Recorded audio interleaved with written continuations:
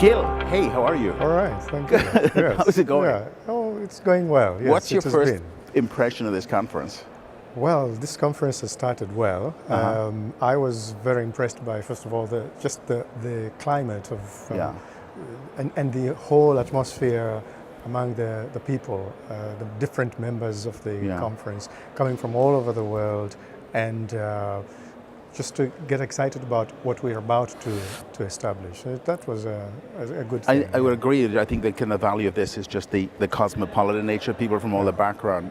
You and I got together in Rome for a planning meeting in January. Yes. I came away from that thinking, where you and I, since we were going to talk about interreligious relations and secularism and ecumenism.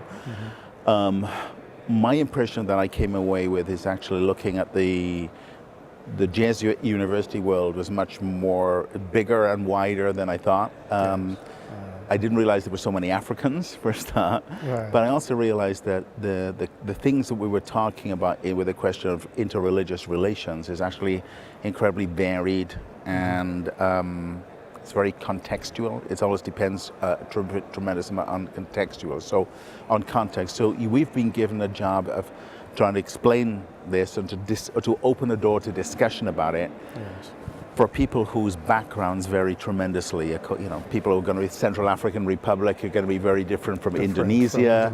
People in Canada, Australia, it's going to relate. I mean, so for your interest in the theme of interreligious relations, I mean, what's been the big impression for you? Well, the biggest impression for me has been the fact that listening to the different groups, different people who have come to the conversations, we have had two so far, the experience that each institution seems to have in this area of interreligious dialogue, that it's not just something that is spoken about. It is actually a reality in the way that they relate, the faculty members, students, and so on.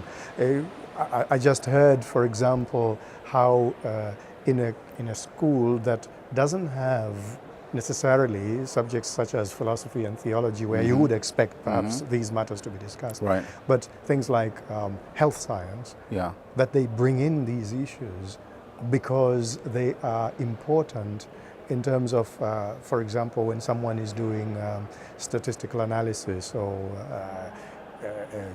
looking at the number of childbirths or mortality, and how do we approach these issues from the different religious backgrounds that they have, and how do you teach that, or maybe even religious ethics, in how you include these subjects into other areas of study that are not necessarily theology or philosophy or religious studies.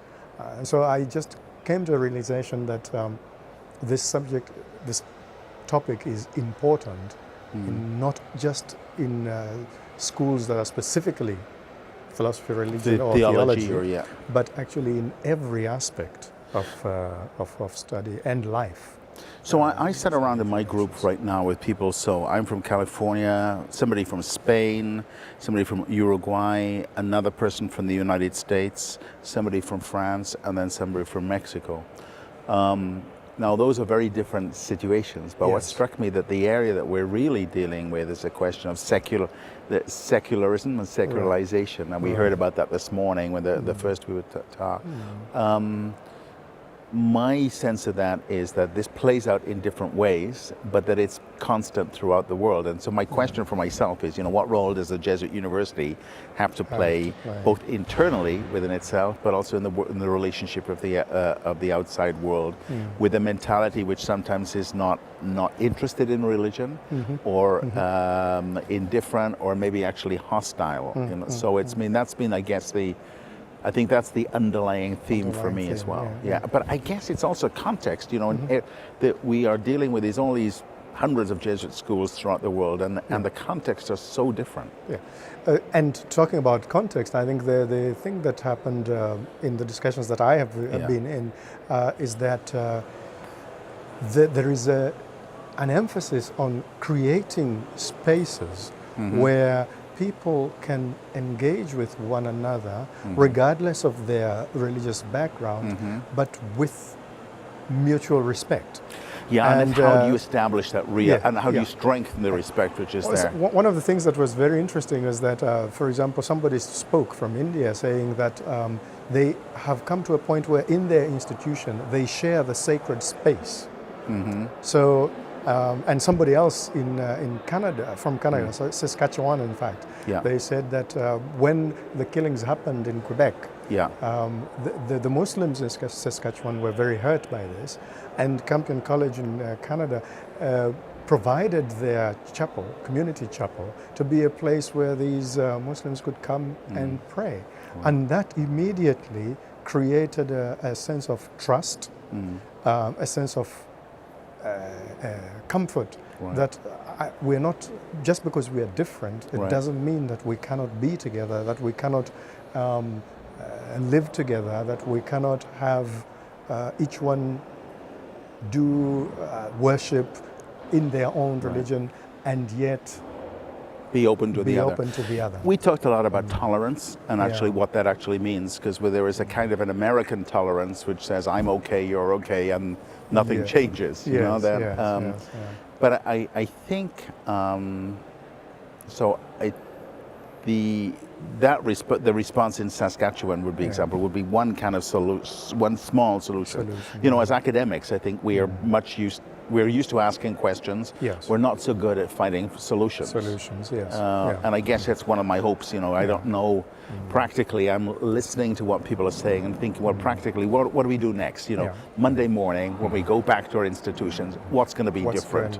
And then in a year's time, you know, 3 years' time. I mean, we had that discussion with Father Garanzini, and somebody asked him in our Task Force Leaders group, what does success look like? Yes. And you know, how would you know this conference has been successful in 3 years' time? And I think his idea is basically, you know, 2, 3, 4 initiatives, bringing people together from different parts of the world to learn from each other. That would be a great success. That would be a great success. Do you want to invite me? Yes. I would very happy to invite you. Have you got any money to pay me to come over? I will look into that in the sense of perhaps you could sponsor us to come, and then we would make sure that you have a good space to stay. Well, let's talk about that over a glass of wine. Sure, that would be nice.